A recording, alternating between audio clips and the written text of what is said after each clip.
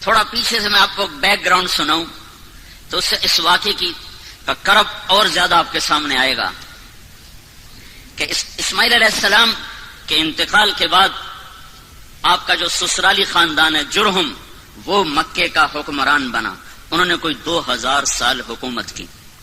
پھر ان کے ظلم و ستم پر بنو خزاعہ نے ان کو نکالا اور وہاں اپنی حکومت قائم کی دوسری صدی عیسوی میں. تو عمرو بن حریث جرہمی نے زمزم کا کنواں بند کر دیا اور پتھر اکھاڑا حجر اسود اور زمزم کے کنویں میں ڈال دیا. اور ابراہیم علیہ السلام نے جو چھترا ذبح کیا تھا اس کے سینگ بیت اللہ میں لٹکے ہوئے تھے، وہ بھی اتار کے زمزم کے کنویں میں اور پتھر اور باقی سامان اور اس کو بند کر کے برابر کر اس کا نشان مٹا دیا. 300 سال حکومت کی ہے بنو خزاعہ نے اور زمزم کا کنواں دریافت نہیں ہے. 300 سال. 440 میں قصی، 440 عیسوی میں قصی بن کلاب، اللہ تعالیٰ کے نبی کا کہ پردادے کا والد قصی، اس نے دوبارہ قریش کی حکومت قائم کی. جرہم سے خزاعہ نے چھینی، خزاعہ سے دوبارہ آپ کے پردادا کے والد قصی بن کلاب نے، ان کا اصل نام عمر تھا، تو انہوں نے دوبارہ قریش کی حکومت قائم کی. زمزم کا کنواں گم ہے، زمزم کے کنویں کا کسی کو کوئی پتہ نہیں. قصی کا بیٹا ہوا عبد مناف، وہ بڑے خوبصورت، ان کو بطحا کا چاند کہا جاتا تھا، قمر البطحا. ان کے 4 بیٹے تھے، ایک نوفل، ایک عبد شمس، ایک ہاشم، ایک مطلب، جن کو تاریخ نے یاد رکھا. 2 اور بھی تھے لیکن وہ صرف نام ہیں، آگے ان کی کوئی تاریخ نہیں. ایک ابو عمر، ایک ابو عبید. سب سے بڑے اس کے بیٹے عبد شمس تھے، لیکن عبد مناف کے انتقال کے بعد سب قوم نے متفقہ طور پر ہاشم کو سردار مانا. ہاشم سردار بنے، ہمارے نبی کے پردادا. تو ہاشم کی سرداری میں وہ ملک شام کے سفر پر ہیں. انہوں نے مدینہ میں شادی کی، بنو نجار میں، اور خود وہ چلے گئے آگے تجارت کے لیے شام. غزہ میں پہنچ کر ان کا انتقال ہو گیا.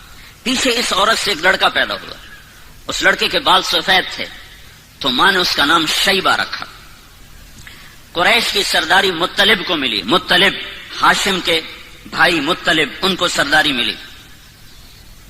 کسی کو نہیں پتا کہ ہاشم کا ایک بیٹا مدینہ میں ہے جو میرے نبی کا دادا بننے والا ہے.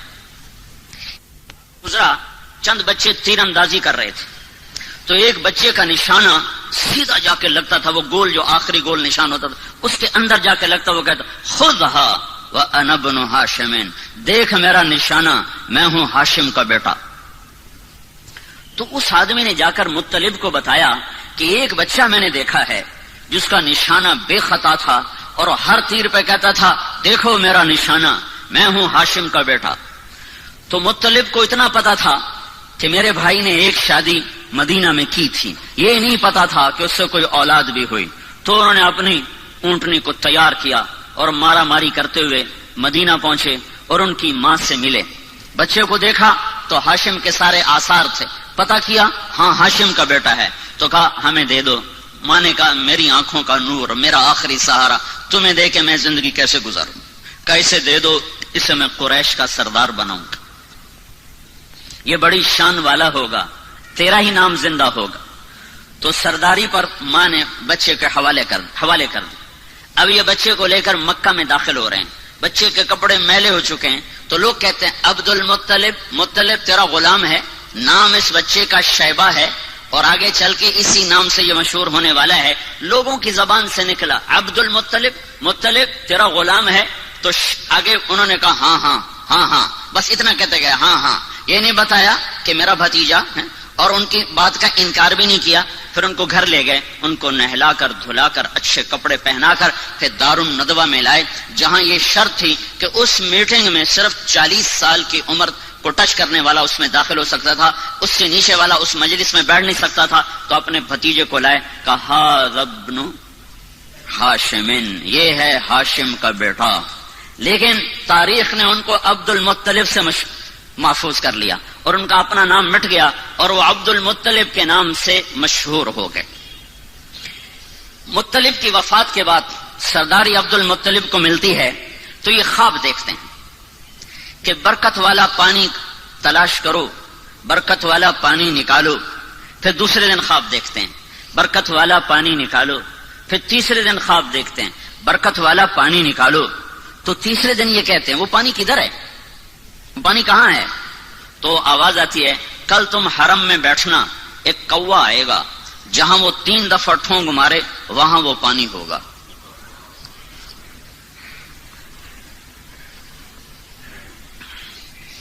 تو عبد المطلب صبح جا کے حرم میں بیٹھ گئے دار الندوہ ملتزم کے ساتھ. ایک کوا آیا جہاں زمزم کنواں، وہاں کے بیٹھا، ایک ٹھونگ ماری، پھر دوسری ماری، پھر تیسری ماری، پھر وہ اڑ گیا. تو عبد المطلب کا ایک بیٹا ہے اس وقت حارث، انہوں نے قریش کو جمع کیا، کہا یہاں وہ مبارک پانی ہے، میری مدد کرو ہم نکالیں. اور کہا کوئی نہیں ایسے ہی سر پھوڑنا، پتھروں سے لڑنا کوئی آسان کام ہے؟ کچھ نہیں ہے. اس نے سب کی منتیں کی، کوئی نہیں مانا. تو دونوں باپ بیٹا مل کر کھودنے لگے. کھودنے میں آئی دقت، تو عبد المطلب کہنے لگے وہ بھی کوئی آدمی ہے جس کی اولاد نہ ہو. اس کو فخر سمجھا جاتا تھا، اولاد کی کثرت کو فخر سمجھا جاتا تھا. اور یہ آج بھی فخر ہے. یہ مغرب کی اندھی تہذیب نے کم بچے خوشحال گھرانہ، یہ بڑا عذاب ہے، بڑا عذاب ہے، بڑا عذاب ہے. جاؤ دیکھو، وہ دیکھ رہے ہیں ان کی نسل ختم ہو رہی ہے اور مائنس میں جا رہی ہے، مائنس میں جا رہی ہے. اللہ کی تقدیر سے لڑنا اپنا ماتھا پھوڑنے والی بات ہے. تو وہ کہنے لگے آج قریش میرا ساتھ نہیں دے رہے، اگر اللہ نے مجھے 10 بیٹے دیے اور 10 کے 10 جوان ہو گئے تو میں ایک کو اللہ کے نام پہ ذبح کر دوں گا. یہ منت مانی اس تنگی کو دیکھ کر کہ کوئی ساتھ دینے والا نہیں ہے. تو کرتے کرتے کرتے وہ کنویں کے آثار ظاہر ہو گئے اور اس میں سے سامان نکلنا شروع ہو گیا، اور وہ حجر اسود نکل آیا اور وہ سینگ نکل آئے. تو سارے قریش آ گئے، عبد المطلب ہمیں کنویں میں حصے دار بناؤ. کہ سب دفع ہو جاؤ، کسی کا کوئی حصہ نہیں، اب یہ صرف میرا ہے اور میری اولاد کا ہے. تو باپ بیٹا نے مل کر زمزم کا کنواں جاری کیا، جس کو بند ہوئے کوئی 300 سال سے زیادہ گزر چکا تھا. دوسری صدی عیسوی میں بند ہوا ہے، اور جا کر 5ویں صدی عیسوی میں جا کر وہ زندہ ہوا ہے. تو بیچ میں کوئی 300-350 سال یہ کنواں بند رہا. تو عبد المطلب کو اپنی منت یاد تھی، اللہ نے اسے حارث دیا، زرار دیا، عباس دیا، قسم دیا، زبیر دیا، مقوم دیا، عبد العزہ دیا، عبد الدار دیا اور عبداللہ دیا، اور 10 پورے ہو گئے. 10 پورے ہو گئے تو سارے جوان ہو گئے. تو اس نے سارے بچوں کو اکٹھا کیا حرم میں، کہا بیٹھو میں نے منت مانی تھی کہ اگر اللہ نے مجھے 10 بیٹے دیے اور 10 جوان ہو گئے تو میں ایک کو اللہ کے نام پہ قربان کروں گا، تم تیار ہو؟ تو 10 نے کہا ہم تیار ہیں. پھیر دے چھری، پھیر دے. ہے ہماری اولاد ہماری جائز بات ماننے کو تیار نہیں ہے، اور اس کی اتنی بڑی بات، ہاں تیار ہیں کرو. تو قرآن اندازی کے لیے حبل کا بت تھا، اس پہ تیر لٹکے ہوتے تھے، اس میں ترکش میں، تو اس پر وہ فال نکالتے تھے. تو اس نے 10 بیٹوں کے نام لکھوائے تیروں پر، اور پھر اس کو گھمایا، پھر وہ یوں حرکت دیتے تھے تو اس میں سے ایک تیر باہر نکلتا تھا. تو جو تیر جو نکلا تو اس پہ عبداللہ کا نام تھا، عبداللہ، محمد بن عبداللہ، عبداللہ. اور عبداللہ عبد المطلب کے سب سے محبوب بیٹے تھے، سب سے چہیتے بیٹے تھے، اور سارے مکہ کی وادی میں سب سے حسین نوجوان تھے. ہر عورت تمنا کرتی تھی کہ میرا اس سے نکاح ہو جائے. تو عبداللہ کا نام نکلا. انہوں نے کہا یا ابت فعل، ابا کر، میں تیار ہوں، میری طرف سے کوئی اعتراض نہیں. تو نے اس کا ہاتھ پکڑا اور چھرا ہاتھ میں، تو سارے مکے میں کوہرام مچ گیا.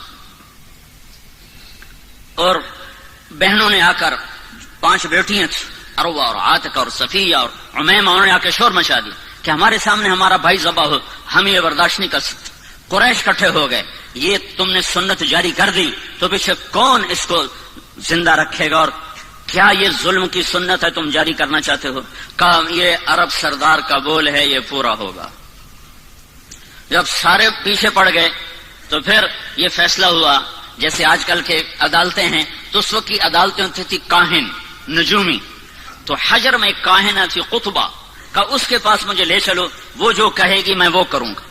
تو یہ سارا قبیلہ قریش حجر پہنچا، وہاں کاہنہ کے پاس پہنچا تو اس نے پوچھا کہ تمہارے ہاں قتل کی قیمت کیا ہے؟ اگر کوئی بدلہ نہ لینا چاہے اور قیمت لے تو کتنی؟ کا جی 10 اونٹ کا، ایک تیر پہ لکھو 10 اونٹ اور دوسرے تیر پہ لکھو عبداللہ، اور جا کر وہاں اسے گھماؤ، جب تک عبداللہ کا نام نکلتا رہے اونٹ بڑھاتے جاؤ، 10 کے 20 کرو، 20 کے 30 کرو، 30 کے 40 کرو، جب اونٹوں کا نام نکلے تو عبداللہ کو چھوڑ دو اور جتنے اونٹ نکلیں اتنے ذبح کر دو۔ یہ فیصلہ سن کر یہ سارا قافلہ واپس لوٹا ہے، اور وہ حبل کے سامنے وہ تیروں کے اوپر ایک پہ لکھا گیا عبداللہ، ایک پہ لکھا گیا 10 اونٹ، جب گھمایا تیر باہر نکلا عبداللہ تو 20 ہو گئے، پھر گھمایا پھر نکلا عبداللہ تو 30 ہو گئے، پھر گھمایا پھر نکلا عبداللہ تو 40 ہو گئے، پھر گھمایا عبداللہ 50 ہو گئے، پھر نکالا عبداللہ تو 60 ہو گئے، پھر نکالا عبداللہ 70 ہو گئے، پھر نکالا عبداللہ 80 ہو گئے، پھر نکالا عبداللہ 90 ہو گئے، پھر نکالا عبداللہ 100 ہو گئے، پھر نکالا تو اونٹ نکلے 100 اونٹ۔ تو سارے قریش نے کہا الحمدللہ، بات ٹھیک ہے 100 اونٹ۔ عبد المطلب نے کہا نہیں نہیں نہیں، ایک دفعہ اور کرو۔ دوبارہ کیا تو پھر 100 اونٹ، پھر انہوں نے کہا نہیں نہیں ایک دفعہ اور کرو، پھر 12 کیا تو 100 اونٹ۔ تو اس پر عبد المطلب نے 100 اونٹ ذبح کیے، اور یہ عبداللہ سارے عرب کی مشہور شخصیت بن گئی، اور ان سے شادی کی تمنا ہر خاندان میں پیدا ہوگی۔ یہ جنگل میں تھے کام کو گئے ہوئے، ان کو یہود نے پہچانا کہ یہ وہ آخری نبی کا باپ ہے، تو اس کو قتل کرنے کے لیے تلواریں نکالی، تو اچانک کچھ نورانی مخلوق ظاہر ہوئی اور انہوں نے یہود کو دھکے مار ان کی آنکھیں نکل گئیں اور وہ اندھے ہو کے ادھر گرے ادھر گرے۔ یہ منظر حضرت آمنہ کے والد وہب دیکھ رہے تھے، جنگل میں وہ لکڑیاں کاٹ رہے تھے، انہوں نے یہ منظر اپنی آنکھوں سے دیکھا۔ جب وہ واپس پہنچے تو انہوں نے اپنی بیوی سے ذکر کیا، انہوں نے فوراً عبد المطلب کو اپنی بیٹی کا پیغام بھیج دیا کہ اگر آپ چاہیں تو ہم اپنی بیٹی آمنہ آپ کے بیٹے کے نکاح میں دے سکتے ہیں۔ تو یہ بہت بڑی شادی ہوئی، اور مکے کی یادگار شادی تھی کہ ذبیح، اللہ کے نبی کہا کرتے تھے انا ابن الذبیحین، میں 2 ذبیح کا بیٹا ہوں، ایک میرا دادا اسماعیل وہ بھی ذبح ہوتے ہوتے بچا، ایک میرا باپ عبداللہ وہ بھی ذبح ہوتے ہوتے بچا، دونوں کو اللہ نے بچایا۔ تو یہ شادی ایک عظیم اور فقید المثال قسم کی شادی ہوئی کہ ایک عبداللہ کا چرچا، ایک عبد المطلب کی سرداری اور شہرت، اور ایک سارے خاندانوں کی تمنا اس سے شادی کرنے کی، اپنی بیٹیاں دینے کی۔ تو یہ ایک یادگار شادی تھی، اور عرب کا دستور تھا کہ شادی کے بعد لڑکا 3 دن سسرال میں رہتا تھا، پھر اپنی بیوی کو لے کر گھر آتا۔ ان 3 دن میں اللہ کے نبی کا حمل ٹھہر گیا، اور آ کر اپنی بیوی کے ساتھ کتنے دن رہے؟ 2 مہینے، صرف 2 مہینے، اور تجارتی قافلے کے ساتھ ملک شام کا سفر کیا ہے۔ واپس مدینہ پہنچے ہیں تو ان کے پردادا ہاشم کی بیوی وہیں کی ہیں، وہاں خاندان ہے، تو وہاں یہ بیمار ہوئے، تو سارا قافلہ کچھ دن منتظر رہا، پھر انہوں نے کہا جب تو ٹھیک ہو جائے تو آ جانا، ہم چلتے ہیں۔ قافلہ چلا، عبداللہ کا انتقال ہوا 25 سال کی عمر، حضرت عبداللہ دنیا سے گئے ہیں 25 سال کی عمر، اور نابغت الجعدی کے مکان میں ان کی تدفین ہوئی۔ جب یہ قافلہ پہنچا، عبد المطلب کا دل عبداللہ میں اٹکا ہوا تھا، جب قافلہ دیکھا بیٹا نہیں دیکھا، کہا میرا بیٹا کہاں ہے؟ کہا وہ بیمار تھا۔ تو عبد المطلب نے اپنے بڑے بیٹے حارث کو بھیجا کہ جاؤ پتہ کرو عبداللہ کا کیا حال ہے۔ جب پہنچے تو آگے تربت تھی، عبداللہ نہیں تھا۔ انہوں نے کہا یہ عبداللہ ہے، مٹی تھی، خاک تھی۔ تو عبد المطلب نے آ کر بتایا، حارث نے آ کر بتایا کہ ابا عبداللہ کو اللہ نے اٹھا لیا ہے۔ اس پر حضرت آمنہ نے ایک مرثیہ کہا ہے، ان کی وفات پر کلیجہ نکال کے باہر پھینک دیا ہے۔ صرف 2 مہینے کی رفاقت ہے، اور پھر بیوگی ہے، ماں کے پیٹ میں 2 ماں کے ہیں، عبداللہ دنیا سے اٹھ گئے ہیں۔ اب عبد المطلب کی تمنا ہے کہ بیٹا پیدا ہوتا کہ میرے بچے کا نام رہ جائے، جو کہ نام باپ سے ہوتا ہے. تو سارا قریش منتیں مان رہا ہے، سارا عبد المطلب کا خاندان منتیں مان رہا ہے کہ بیٹا پیدا ہو، بیٹا پیدا. تو اللہ نے جب بچہ دیا 12 ربیع الاول 22 اپریل 571 عیسوی 1 جیٹھ 628 بکرمی صبح کے 4:20 پر آفتاب نبوت طلوع ہوا ہے. تو ابو لہب کو جا کر ان کی باندی نے بشارت دی کہ آپ کو مبارک ہو، آپ کے بھائی کا نام زندہ ہوگا، ثویبہ. تو ابو لہب نے اس خوشی میں اپنی باندی کو آزاد کر دیا. ایک دن ابو لہب کو کسی نے خواب میں دیکھا، پوچھا تیرے ساتھ کیا ہو رہا ہے؟ کہ جہنم کی آگ ہے، ہر پیر کو ایک نوخن کے برابر پانی کا قطرہ پینے کو دیا جاتا ہے. ثویبہ کو آزاد کرنے میں جو میں نے عبداللہ کے محمد کے پیدا ہونے پہ جو خوشی منائی تھی، اس کے سلے میں ایک قطرہ پانی ہر پیر کو پلایا جاتا ہوں. تو کتنے ارمانوں سے یہ گھر بنا اور کتنی جلدی ٹوٹا ہے، کتنی جلدی ٹوٹا ہے. 2 مہینے بھی آباد نہیں رہا، ٹوٹا ہے. اب بچہ پیدا ہوا ہے تو اس کو باپ کا نہیں پتا ہے. کیا وہ نہیں پوچھتے ہوں گے میرا باپ کون ہے؟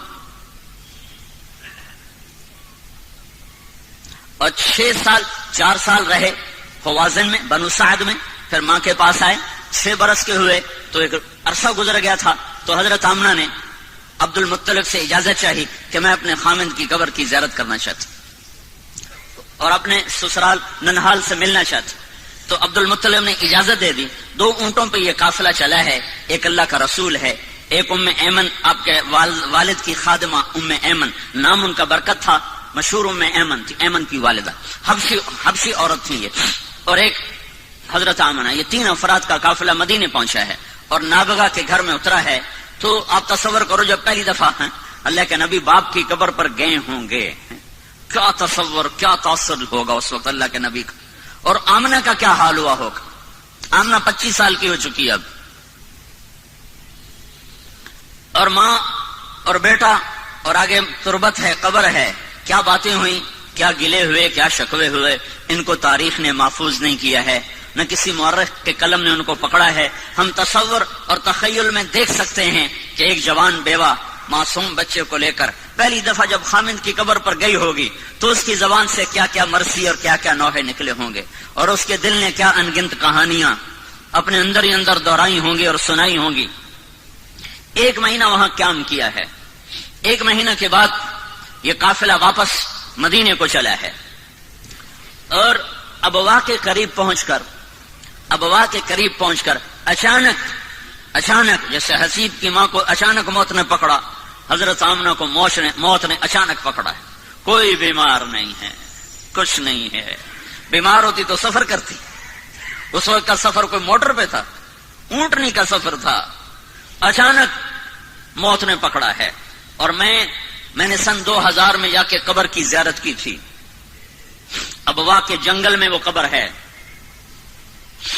ایک رہبر ویسے کو نہیں جا سکتا، قدرت مہربان ہوئی، ایک رہبر مل گیا، اس کی وساطت سے ہم اندر گئے. ابوا کی بستی سے کچھ 4-5 کلومیٹر ایک سڑک نیچے پہاڑوں میں جاتی ہے. اس کے بعد وہ ہمیں کہاں لے گیا کچھ پتہ نہیں. سر وہ اپنی یادداشت کی سڑک پہ چل رہا تھا اور ہمارے پاس ایک عرب کی جیپ تھی، اس میں ہم سوار تھے. اوپر نیچے ٹھوکریں کھاتے کھاتے کھاتے ادھر شام ہو رہی تھی. تو وہاں ایسے نوکیلے پہاڑ ہیں اس طرح، ان کے سب پہاڑوں کی جو نوکیں یوں، اور ان کی اونچائی بس جتنی یہ آپ کی مسجد کی چھت ہے اتنی اونچائی. بڑے پہاڑ نہیں، اتنے پہاڑ ہیں. ایک پہاڑ کے اوپر 20 بائی 20 یا 15 بائی 15 کا فرش، قدرتی فرش پہلے سے بچھا ہوا تھا. وہاں وہ قبر تھی. وہ پتہ نہیں اس وقت بدوؤں نے بنایا یا پہلے سے اللہ تعالیٰ نے وہ بنا کے رکھا تھا کہ یہاں محمد مصطفیٰ کی ماں کو جگہ دی جائے گی. تو وہاں اچانک موت نے پکڑا ہے اور آپ اپنی ماں کے سرانے بیٹھے تھے اور خوف زدہ تھے اور اپنی ماں کو بلاتے آگے جواب نہیں آتا تھا. پتہ نہیں کیا تکلیف ہوئی، اللہ ہی جانے، اللہ ہی جانے. مجھے ایسے خیال آتا ہے کہ دل کی تکلیف ہوئی ہوگی. جو اچانک جو موت آئی تو یہ خیال آتا ہے کہ غالباً اور بولا بھی نہیں جا رہا تھا. تو وہ یہ ساری نشانیاں کٹھی کٹھی کر کے مجھے ایسے تصور قائم ہوتا ہے. کوئی پکی بات کوئی نہیں ہے. بہرحال موت تھی بیماری جو بھی تھی تو آپ اپنی ماں کو بلاتے، ماں ماں، تو ایسے دیکھتی اور آنکھیں جھکا لیتی. پھر جیسے بجھتی شمع بھڑکتی ہے تو انہوں نے اپنی ساری طاقت کو جمع کر کے کہا کل حی میت وکل جدید بال، ہر زندہ نے مرنا ہے اور ہر نئی چیز نے پرانا ہونا ہے. مجھے لگتا ہے میری موت آ چکی ہے، لیکن مجھے یقین ہے میرا نام باقی رہے گا کہ میں نے ایک ایسا بچہ چھوڑا ہے جو کائنات کو روشن کرے گا. تو یہ آخری کلمات تھے. او اللہ کے نبی نے ماں کے سینے پہ سر رکھا ہے. اب تو 6 سال کا بچہ ہے. کاش تم وہ جگہ دیکھتے. میں نے ہزاروں دفعہ یہ قصہ سنا ہے اور ہر دفعہ میں روتا ہوں. اب تو ویسے موقع ہی ایسا ہے کہ رونا آ رہا ہے. چاروں طرف وحشت ناک ویرانہ ہے. سن 2000 میں اتنی وحشت تھی تو 14 صدی پہلے وہاں کیا وحشت ہوگی. 6 سال کا بچہ ماں کے سینے پہ سر رکھا ہوا ہے. اسے نہیں پتا موت کیا چیز ہے. پہلی موت دیکھی ہے، لہٰذا وہ حیران ہے کہ میری ماں بولتی کیوں نہیں. تو کہتا ماں ماں تو بولتی کیوں نہیں. کس نے قبر کھودی یہ اللہ ہی جانتا ہے. حضرت ام ایمن گئیں ابوا یا کوئی وہاں سے گزرا، ان دونوں میں سے کوئی ایک بات ضرور ہوئی ہے. قبر کھودنے کے بعد جب نیچے اترے ہیں تو اللہ کے نبی نے دوڑ لگائی اور جا کے ماں کی قبر پر لیٹ گئے. جب ام ایمن پہنچ گئے تو اللہ کا نبی کیا کہہ رہا تھا، ماں تو میرے ساتھ چلتی کیوں نہیں. تمہیں نہیں پتا تیرے سوا میرا دنیا میں کوئی نہیں ہے، تو میرے ساتھ کیوں نہیں چلتی. اما تدرین لیس لی احد سواک، تیرے سوا میرا کوئی نہیں ہے. تو ام ایمن نے اس حال میں اٹھایا ہے کو کہتے تھے میں نہیں جاؤں گا. اپنی ماں کی قبر کو پکڑ لیا کہ میری ماں چلی گئی تو میں جاؤں گا. 6 برس، حسیب تو 22 برس کا نوجوان ہے. میرا نبی تو صرف 6 سال کا تھا. اس کے تو کوئی کاروبار نہیں تھے، اس کی تو کوئی جائیداد نہیں تھی. آگے یتیمی کا کالا اندھیرا چھایا ہوا ہے. مکے تک کچھ نہیں کھایا پیا. 2 راتیں 2 دن کا سفر باقی ہے، کچھ نہیں کھایا پیا. اور وہاں جا کے بھی کھانا پینا چھوڑ دیا. سارا دن کچھ نہیں کھاتے تھے. زمزم کے چند گھونٹ پی لیتے تھے اور الگ چپ کر کے بیٹھے رہتے تھے.